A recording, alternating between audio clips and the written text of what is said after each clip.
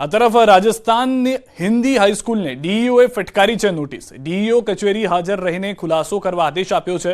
ધોરણ 9માં પ્રવેશ ન આપતા વાલીઓ પહોંચ્યા હતા શાળાએ। સ્કૂલની મનમાની સામે ડીઈઓની લાલ આંખ। સ્કૂલ દ્વારા ધોરણ 8 પછી ધોરણ 9માં પ્રવેશ ન આપતા વાલીઓએ કરી હતી અપીલ।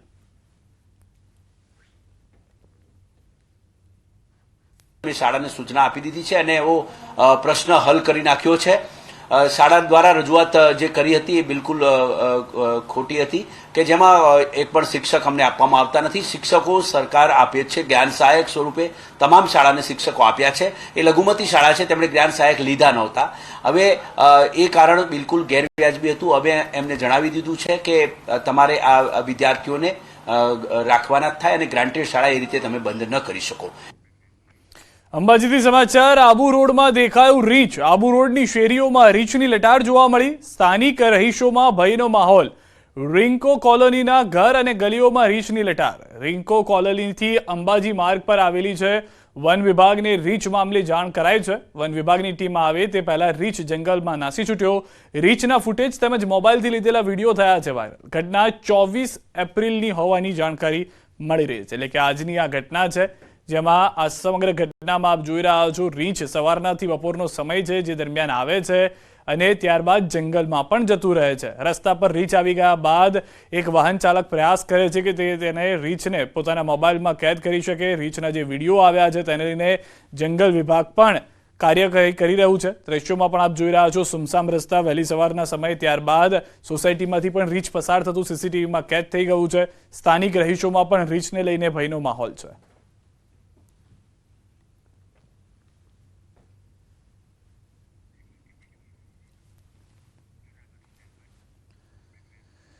જૂનાગઢ ઇકો સેન્સિટિવ ઝોનના ગિરનાર અને ભવનાથ ક્ષેત્રમાં પ્લાસ્ટિક જતું અટકાવવા માટે ચેકપોસ્ટ તૈયાર કરવામાં આવી છે।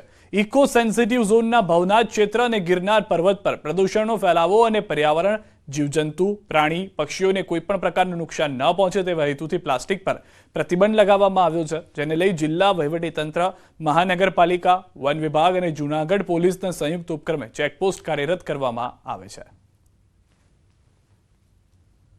ચેકપોસ્ટ જે બનાવી છે આ પ્લાસ્ટિક મુક્ત ગિરનાર છે એનો કોઈ વિરોધ અમે સાધુ સંતો કે કોઈ પર્યાવરણવાદી કે કોઈ યાત્રાળુઓ કોઈ નથી કરતા। એ તો ગિરનાર છે પ્લાસ્ટિક મુક્ત જ હોવો જોઈએ। હાઈકોર્ટની વારંવાર ટકોર થાય છે કે ભવનાથમાં વન ટાઈમ યુઝ પ્લાસ્ટિકનો ખૂબ ઉપયોગ થાય છે, જેને કારણે પર્યાવરણને નુકસાન થાય છે અને ગંદકી ફેલાય છે। હાઈકોર્ટના હુકમ બાદ વધારે કાર્યવાહી કરવા માટે કે જ્યાં ભવનાથ ક્ષેત્રમાં પ્લાસ્ટિક ન પ્રવેશે એ માટે થઈ અશોકના શિલાલેખ આગળ ચેકપોસ્ટ કરવામાં આવી છે કે જેથી ચેકિંગ કરી અને અંદર જાતું પ્લાસ્ટિકને રોકી શકાય। એ માટેની કાર્યવાહી મનપા, જંગલ ખાતું અને કલેક્ટરશ્રીની અને પોલીસ ખાતું, આમ 4 ડિપાર્ટમેન્ટની સંયુક્ત કાર્યવાહી થઈ રહી છે। અમદાવાદ શહેરમાં ગુનેગારો બન્યા છે બેફામ। એક જ દિવસમાં હત્યાની 2 ઘટના બની। દાણી લીમડા અને નવરંગપુરા વિસ્તારમાં હત્યા થઈ। આશ્રમ રોડ સિટી ગોલ્ડ પાસે 38 વર્ષના રિક્ષા ચાલકની સગીરે હત્યા કરી। રોડ પર જાહેરમાં છરી મારીને રિક્ષા ચાલકની હત્યા નિપજાવવામાં આવી। આઈસ્ક્રીમ પાર્લરમાં બોલાચાલી કરતા સગીરને અટકાવવા જતા સગીર ઉશ્કેરાયો। રિક્ષા ચાલક પર છરીથી હુમલો કરી હત્યા નિપજાવી। રોડ પર લાગેલા સીસીટીવીમાં થઈ કેદ હત્યાની ઘટના। પોલીસે આરોપી સગીરની કરી અટકાયત।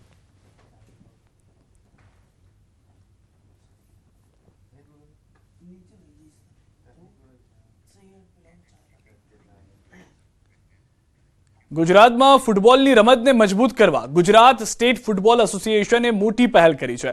રાજ્યમાં પ્રથમ વખત ફ્રેન્ચાઇઝી આધારિત ફૂટબોલ લીગનો પ્રારંભ કરાયો છે। અમદાવાદના ઈકા એરેના ટ્રાન્સ સ્ટેડિયમમાં 1 થી 12 મે દરમિયાન GSL ટુર્નામેન્ટ યોજાશે, જેમાં 6 ટીમ ભાગ લેશે। દેશભરમાંથી 10 રાજ્યના ફૂટબોલ ખેલાડીઓ આ લીગમાં ભાગ લઈ રહ્યા છે। Ahmedabad Avengers, Gandhinagar Giants, Karnavati Knights, Saurashtra Spartans, Vadodara Warriors, Surat Strikers સહિતની ટીમ GSLમાં ભાગ લેશે। ગુજરાત પ્રવાસન નિગમ અને સ્પોર્ટ્સ ઓથોરિટી ઓફ ગુજરાત GSLના મુખ્ય પ્રાયોજક અને સહયોગી સ્પોન્સર છે। ફૂટબોલ ટુર્નામેન્ટની ફાઇનલ મેચ 12 મે યોજાશે, ત્યારે GSL ટ્રોફીનું રાજ્યસભાના સાંસદ અને ગુજરાત સ્ટેટ ફૂટબોલ એસોસિએશનના પ્રમુખ પરિમલભાઈ નથવાણીના હસ્તે અનાવરણ કરાયું. ટ્રોફીના અનાવરણ કાર્યક્રમમાં ફૂટબોલ એસોસિએશનના અન્ય હોદ્દેદારો પણ હાજર રહ્યા. GSLથી ગુજરાતના ફૂટબોલ ખેલાડીઓને સમૃદ્ધ અનુભવ અને એક્સપોઝર મળવાનો પરિમલભાઈ નથવાણીએ આશાવાદ વ્યક્ત કર્યો. ફૂટબોલ આપણે હજી બી ગુજરાતમાં એનો વ્યાપ ઘણો કરવાની જરૂર છે અને અમારી ટીમ આખી મોડરાજ સર ને જેટલી અમારી એસોસિએશનના લોકો છે એ ફૂટબોલ માટે જેટલું કામ કરે છે એમને પ્રોત્સાહન આપવા માટે અને પ્લેયરને આગળ લાવવા માટે મને લાગે છે કે આ શરૂઆત છે. કારણ કે દર વખતે આપણે જોઈએ છે વેસ્ટ બેંગાલ હોય, કેરલા હોય, એ બધા લોકો ફૂટબોલમાં આગળ છે પણ ગુજરાતનું નામ હજી આવતું નથી. બાકી ગુજરાત દરેક જગ્યાએ આગળ છે પરંતુ ફૂટબોલમાં મને લાગે છે કે આપણે શરૂઆત છે. એટલે આપ સૌનો સાથ હશે તો આપણે ફૂટબોલને આગળ લઈ જશું. અને અત્યારે જે 6 ટીમ આવી છે એને 12 ટીમ કેવી રીતે બનાય? 12 ટીમ ત્યારે બનશે કે જ્યારે પાસે પ્લેયર હશે અને જ્યાં સુધી ફ્રેન્ચાઇઝી આવશે ત્યારે જ આપણે ફૂટબોલનું પ્રમોશન પ્રોપરલી કરી શકશું. અને મીડિયાના ટીમ લોકોને અને ઓનરોને બધાને હું રિક્વેસ્ટ કરીશ કે ખાલી એક શરૂઆત કરવાની પૂરતું નથી પરંતુ ફૂટબોલને પ્રમોટ કેવી રીતે કરવાનું પોતાના લેવલથી એ બધાએ હવે રેગ્યુલર કરવું જોશે અને એક રિવ્યૂ કરવું પડશે કે ફૂટબોલને આપણે કઈ રીતે આગળ લઈ જઈએ.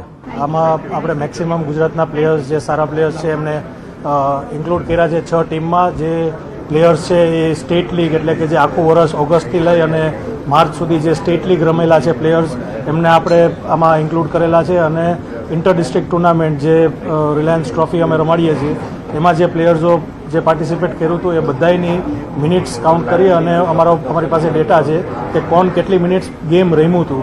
એ બધા પ્લેયર્સનું અમે એક લિસ્ટ બનાવી અને 250 પ્લેયર્સ ગુજરાતના પ્લેયર્સનું લિસ્ટ બધા હેડ કોચિસને આપ્યા અને હેડ કોચિસના આધારે એમને ખ્યાલ વધારે હોય કે કોણ સારા પ્લેયર છે એવી રીતના બધા પ્લેયર્સને જુદી જુદી ટીમમાં સિલેક્શન કરવામાં આવ્યા છે.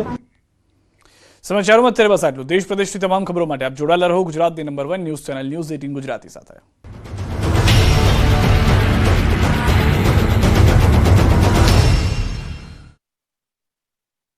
लूबी पंप्स, फ्लो नहीं फोर्स.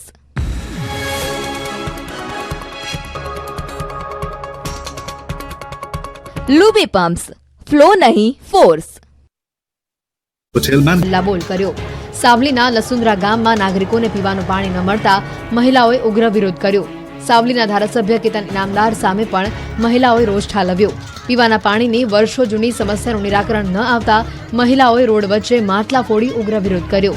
ગામમાં સપ્તાહમાં એક જ વાર પાણી વિતરણ કરાય છે અને જેના કારણે મહિલાઓ ધમધોકતા તાપમાં 2 કિલોમીટર દૂર જવા મજબૂર બને છે. સ્થાનિકોએ જણાવ્યું કે વિકાસની મોટી મોટી વાતો કરતા ધારાસભ્ય પીવાના પાણીની સગવડ પણ નથી કરી શક્યા. રોષે ભરાયેલી મહિલાઓએ ચીમકી ઉચ્ચારી કે જો પાણીની વ્યવસ્થા ન કરાય તો વોટ નહીં આપીએ.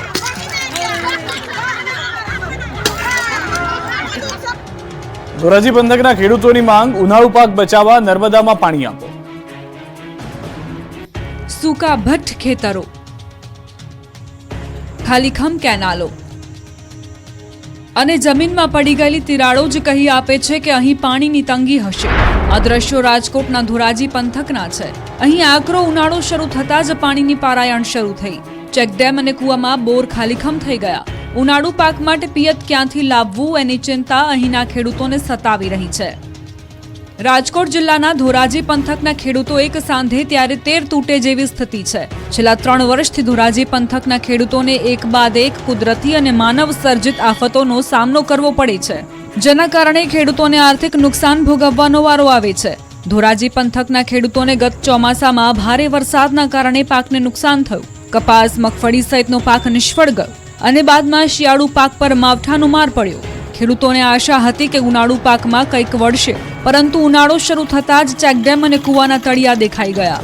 ધોરાજી પંથકના ખેડૂતોએ ઉનાળુ પાકમાં તલ, બાજરી, જુવાર અને ઉનાળુ મગફળીનું વાવેતર કર્યું છે.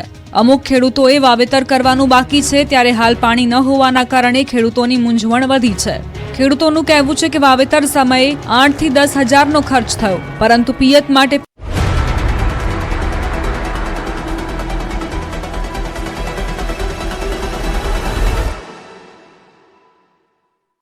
વસંત મસાલા. પ્રતાપ દુધાતની નિલેશ કુંભાણીને ખુલ્લી ચીમકી. કહ્યું, કુંભાણીને છેલ્લા શ્વાસ સુધી નહીં છોડું. સુરતમાં કાં દુધાત રહેશે કાં એ રહેશે. પોલીસ તંત્ર મતદાતાઓને ધમકાવતા હોવાનો શક્તિસિંહનો આક્ષેપ. તંત્ર સામે અવાજ ઉઠાવવા કોંગ્રેસ વોર રૂમનો સંપર્ક કરવા અપીલ. ખાનગી બસ ચાલકોને હાઈકોર્ટનો ઝટકો. સવારે 8 થી રાતના 10 વાગ્યા સુધી અમદાવાદમાં પ્રવેશ નહીં. સંચાલકોને અપીલને કોર્ટે ફગાવી.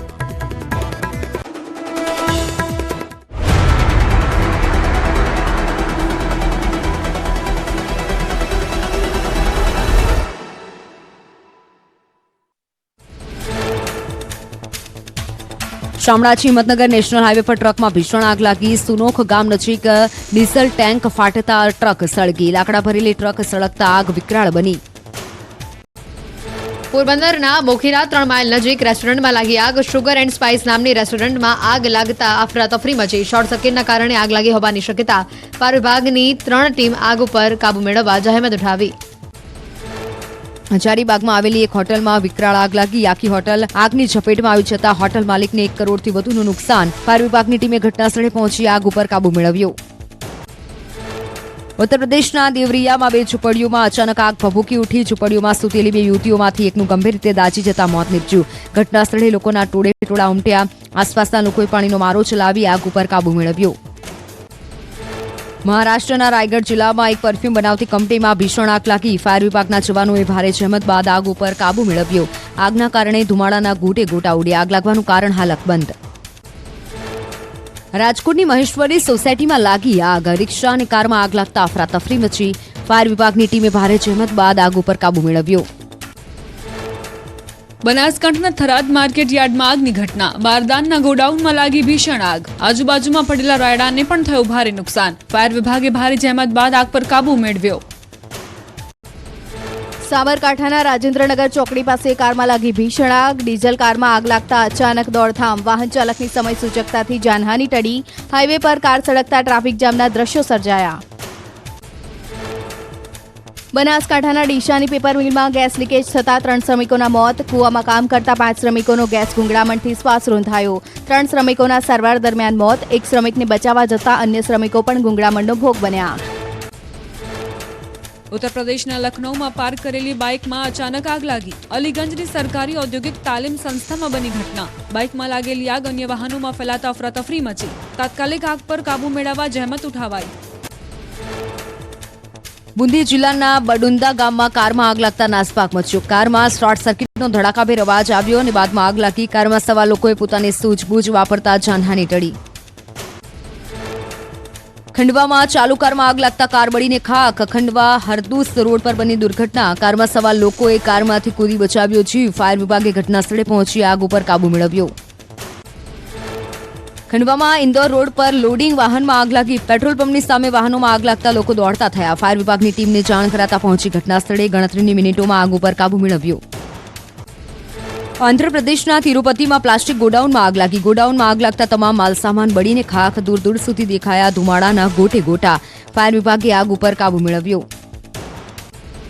આંધ્રપ્રદેશના નેલ્લોરમાં સોમશીલા જંગલ વિસ્તારમાં આગ લાગી. વિકરાળ આગની જ્વાળાઓ દેખાતા સ્થાનિકોમાં ભય. જંગલમાં આગ લાગતા વનરાજી બળીને ખાખ થઈ. જંગલમાં રહેતા પ્રાણીઓના જીવ પર જોખમ. ખંડવામાં ઢાબાની બહાર અસામાજિક તત્વોની દાદાગીરી. વેટરને જમવાનું આપવામાં મોડું થતા કેટલાક યુવકોએ માર્યો માર. ઘટનામાં 3 લોકોને ઈજા. સીસીટીવી સામે આવતા પોલીસે હાથ ધરી તપાસ. જયપુરમાં એમઆઈ રોડ પર આવેલા ગણપતિ પ્લાઝાના 4થા માળેથી કૂદકો મારી યુવકે કર્યો આપઘાત. યુવકના આપઘાતના સીસીટીવી સામે આવ્યા. યુવકના આપઘાત પાછળના કારણને લઈને તપાસ શરૂ.